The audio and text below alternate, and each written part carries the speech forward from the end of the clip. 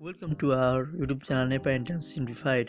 आज हामी तपाईलाई BBSc एन्ड AS अर्थात् bachelor in veterinary science and animal हस्बेन्ड्रीको बारेमा यसको कस्तो स्कोप छ, नेपालमा कुन कुन ठाउँमा पढ्न पाइन्छ, यसको अपर्च्युनिटी के छ, कुन कुन युनिभर्सिटीमा पढाइ हुन्छ, कस्तो स्कलरसिप छ, कुन बुक पढ्नुपर्छ, इन्स्टिट्युट जान पर्छ कि पर्दैन भन्ने जस्ता जानकारी लिएर तपाईहरुको माझ आएका छौं।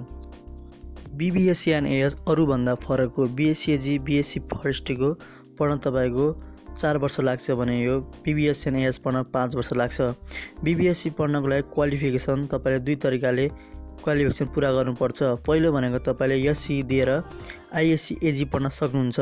त्यसको लागि तपाईले chemistry, English, biology, math, physics लिएर 50% मार्क्स लिएर आउनुपर्ने हुन्छ भने अर्को तर्फ भनेको UNB+2 लिएर तपाईले BBSc एन्ड AS पढ्न सक्नुहुन्छ। त्यसको लागि तपाईले E-sewa C ग्रेड लिएर आउनुपर्ने हुन्छ भने ओभरअल ग्रेड तपाईको C+ आउनुपर्ने हुन्छ। यसमा विद्यार्थी झुक्किनुहुन्छ। म तपाईहरुलाई यो कन्फ्युजन क्लियर पार्छु। ए तपाईको फिजिक्समा D+ आएको छ भने प्र्याक्टिकल A आएको छ भने ओभरअल ग्रेड C भएको छ। तपाईले D+ आएर पनि एक्जाम दिन सक्नुहुन्छ। इच ग्रेडमा C आउन पर्यो र फाइनल ग्रेडमा के आउनु पर्यो तपाईको C+ आयो भने तपाईले BBSc एन्ड AS इन्ट्रान्स दिन सक्नुहुन्छ। ए तपाईले 11 मा बायो लिनु भएको छ, 12 मा बायो लिनु भएको छैन भने पनि तपाईले BBSc AS को इन्ट्रान्स दिन सक्नुहुन्छ। अब म तपाईलाई नेपालमा कुन कुन युनिभर्सिटीमा पढाइ हुन्छ भन्ने कुरा भन्छु। नेपालमा BBSc AS 3टा मात्र युनिभर्सिटीमा पढाइ हुन्छ, जुन भनेको एउटा institute of agriculture and animal science TU मा पढाइ हुन्छ, अर्को भनेको agriculture and forest university Rampur चितवनमा पढाइ हुन्छ भने अर्को पूर्वाञ्चल युनिभर्सिटीमा पढाइ हुन्छ। अब सुरु गरौँ institute of agriculture animal science TU बाट। यो TU मा पक्लियो क्याम्पसमा मात्र BBSc एन्ड AS पढाइ हुन्छ, जसमा 50 सिट्समा स्टुडेन्टहरु पढाइ हुन्छ। अब यहाँको कोटाको बारेमा म तपाईहरुलाई जानकारी दिँदैछु। कोटाको कुरा गर्दा मेरिट अर्थात् फ्रीमा पढ्ने 17 जना पढाइन्छ भने छात्र खुल्ला 2 जना, आदिवासी जनजाति 1 जना, मधेसी खुल्ला 1 जना, थारू 1 जना, दलित 1 जना, अपाङ्ग 1 जना र अन्य 1 जनालाई पढाइन्छ। यो सबै कोटाहरुमा फ्रीमा पढाइन्छ, जसमा 42,000 मात्र तिरे पुग्छ। र अर्को अध्ययन सस्ता शुल्क भन्ने हुन्छ, जसमा 15 जनालाई पढाइन्छ। उनीहरुले 5 इयर्समा 3,50,000 रुपैयाँ बुझाउनु पर्ने हुन्छ भने एनेक्स कार्यक्रम भन्ने हुन्छ, जसमा 10 जनालाई पढाइन्छ, जसमा विद्यार्थीले 4,50,000 रुपैयाँ तिर्नुपर्ने हुन्छ भने स्टाफको लागि एउटा कोटा छुट्याएको हुन्छ, जसमा उनीहरुले 3,50,000 तिर्नुपर्ने हुन्छ भने अर्कोमा 3,50,000 को आधा तिर्नु पर्छ। त्यो एउटा कोटा पनि छुट्याएको हुन्छ। यो रह्यो पक्लिया क्याम्पसमा मात्र पढाइ हुन्छ TU मा, जसमा जम्मा 50 वटा सिट मात्र पढाइ हुने गर्छ। अब कुरा गरौँ अर्को university agriculture and forest university Rampur Chitwan, जुन BBSc AS त्यहाँ पढाइ हुन्छ रामपुरमा भेटनरीको सिट जम्मा 54 वटा छ, जसमा कोटा कसरी छुट्याएको छ म तपाईहरुलाई जानकारी दिनेछु। BBSc एन्ड AS पढ्नको लागि रामपुरमा मेरिटमा 23 जना छुट्याएको छ भने क्षेत्रीय कोटा भनेको तपाईहरुको सरकारी स्कुल पढेको र त्यही प्रदेशमा भएकोलाई क्षेत्रीय कोटा भनिन्छ। जस्तै म चितवन क्षेत्र नम्बर 3 को मा छु र म सरकारी कलेजबाट SC दिएकोलाई 1 जना प्रत्येक परस्पर 1 जना छुट्याएको हुन्छ। त्यो रामपुरमा 7 वटा सिट छ।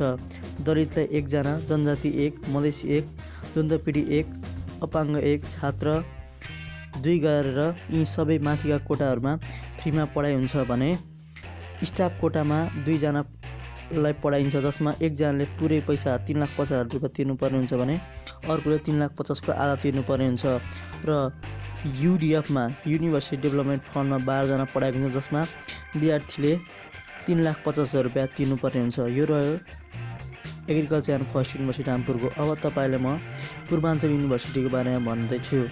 पूर्वाञ्चल युनिभर्सिटीमा 2टा क्याम्पसमा पढाइ हुन्छ, जुन भनेको नेपाल पोलिटेक्निक इन्स्टिट्युट चितवनमा, जसमा 40 वटा सिट छ भने हिकास काठमाडौँमा भने 40 वटा सिट छ। दुईटै कलेजहरु यो प्राइभेट कलेज हो, जसमा तपाईको सरकारी कलेज पक्लिवा क्याम्पस र रामपुरमा पढ्न तपाईको 3,50,000 मा र 4,50,000 सकिन्थ्यो भने यहाँ पढ्न तपाईको 15 देखि 18 लाख लाग्छ।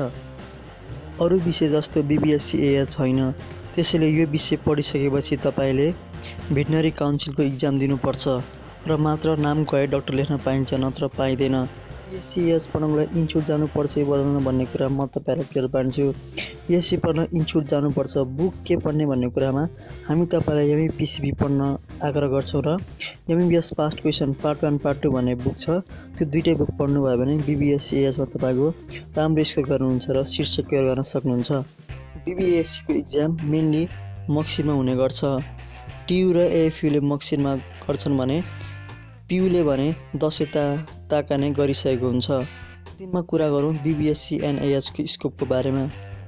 यसको स्कोप धेरै नै छ। जस्तै बीबीएससी एजमा मान्छे कम छन् भनेको बीएससी एजी बीएससी फर्स्टहरू च्याउ उम्रेदै मान्छे उम्रेका छन्। त्यसरी यसमा के छ, लेस कम्पिटिसन छ। जब तपाईँको सेक्योर गर्न सहजले सक्नुहुन्छ बीबीएससी एजमा।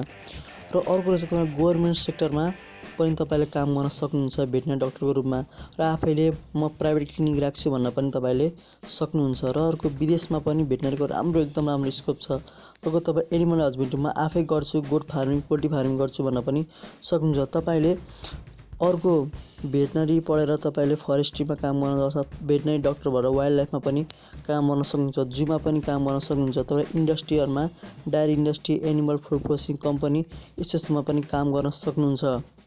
र तपाईँले टिचर भएर वा प्रोफेसर भएर पनि काम गर्न सक्नुहुन्छ। त्यसैले भेटनरीको एकदम राम्रो स्कोप छ। र तपाईँहरूले मैले भेटनरीको बारेमा सबै जानकारी दिइसकेको छु। अझै तपाईँले यसको बारेमा जानकारी अझै लिन चाहनुहुन्छ भने हामीलाई म्यासेज गर्न सक्नुहुन्छ वा यो भिडियो तल कमेन्ट गर्न सक्नुहुन्छ। Keep loving and yes, thank you.